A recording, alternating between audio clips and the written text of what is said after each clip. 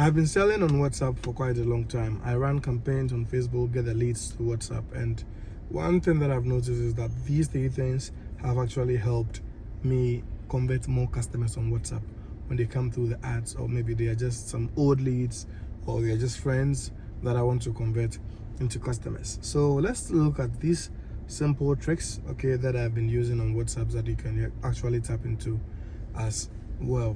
The first trick that we're going to use is the broadcast messaging system. This actually works for contacts that you've saved and then contacts that have also saved your numbers. Most people wake up in the morning, they send so many messages to people on WhatsApp. They just send you a bunch of things on WhatsApp, okay, as WhatsApp broadcast. And if for once you send me such a thing, it's two things: either I block you, I'll archive you, or I report you to WhatsApp, especially if I don't expect such a person to send me that kind of marketing material. So if you want to market something to somebody, you need to make sure that that marketing material is properly personalized. When I say personalized, I mean it needs to be relevant to the person you're marketing to. So trick number one, make sure that your broadcast lists are categorized. So for example, if I'm selling a software program, okay, and then a software program that I'm selling, I have lots of contacts or maybe friends in my contact list. Based on the business they do, you need to dedicate a day or even some hours and then sort them out. All right. If you want to sell maybe perfumes to me or any product, anything at all to me, and you send me all of the perfumes that you have, every single one of them, 20 pictures in my DM, and then please contact me if you want any perfumes. Are you sure I'm going to download all 20 pictures and then contact you back and say I like this one? Because no, I didn't ask for it. All right. So any service you are selling, any product you're selling, if you want to create a broadcast list, you can make money by converting your friends into customers, but make sure you filter them. So sort them either by gender, based on the product you're selling, either by gender, two, either by purchasing power. There are people you know are your friends, definitely some products they cannot afford. Like you're sending somebody a house, you know definitely they cannot buy a house. You're just sending them the house images because you think maybe they have a friend or relative that will want to buy the house. No, they will not pay attention because they know that house is not within their strength now, and they are not your salesperson. So make sure you sort your friends list. Make sure that the broadcast lists are in different sections, so people with this level of purchasing power get this kind of product, right? And people with this level of purchasing power get this kind of product. If you look at the bank will never call you for a credit card when they know you cannot repay. They know that yes, this person cannot pay back for the credit card, so they will not even call you in the first place. It's a waste of time. They know you have friends, but they won't sell to you to go and tell to your friends. They sell to you because they know you have the purchasing power. So anytime you create a broadcast list, don't just add so many people in there. If there are 500 people, sort them. You can have 100 in categories of 5. One group is for those with good purchasing power based on what you know about them, okay? Another group is those with interest. You can have conversation with people, get to know their interests, get to know their colors, because these are people you are trying to establish a business around. If you have a list of 100 and you sort them into 50-50, okay, this is a broadcast list with high purchasing power. This is a broadcast list with low purchasing power. And then you are selling products that are maybe $500 products and above, or below $500, you know which one to send to which person. Because when they see it and the product is within their budget, then they can pay attention. But if it is outside their budget, trust me, they may not even download the images and you may not even know. The next time you keep sending them every week, they feel that you're spamming them because you're wasting their time. Whatever you send is irrelevant and they may report you.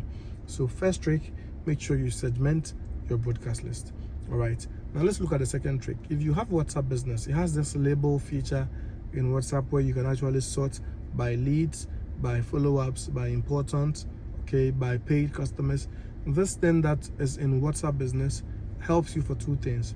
It helps you, one, to sort out which contacts are important, which contacts you need to follow up, which contact is a lead. They are different segments, all right? That is very important. Then number two, now Facebook has introduced such a system that tracks these labels that you give to your customers. If you label a customer as a lead, Facebook knows that, okay, so the ad you're running on Facebook, this demographics that this particular person has is the kind of people your ad must reach for you to get more results. So if you want to maximize your Facebook ad ROI, you need to make sure that you use the labeling feature on WhatsApp. Every lead that comes through Facebook, make sure you label Okay, if they don't make any offer, whatever, leave them. But if they are interested, they seem potential, they look like you can buy the product or service, make them a lead. If they talk very well to you, you feel they are ready, they have the purchasing power, make them important. When you are doing all these things, it's giving Facebook the signal. Once in a while, Facebook will prompt you and ask you to allow them to track that data. You allow them and it will boost your sales significantly, because Facebook will now start showing your ad to more relevant people. And that is the best thing you can actually do. The final trick is to look at your status. If you have enough contacts and people are always watching your status and all of that, one thing you can consider is to make sure that you are segmenting the products you post on your status. So most business owners wake up in the morning and they choose that, hey, I want to post my clothes that I'm selling, I want to post my cars that I'm selling. Now, if you post 100 cars on your status, chances are people that are looking at the cars are just tapping to skip till they get the last car that you posted. But how about this? You post on WhatsApp, check out these cars under $50,000, and then post all the cars under $50,000.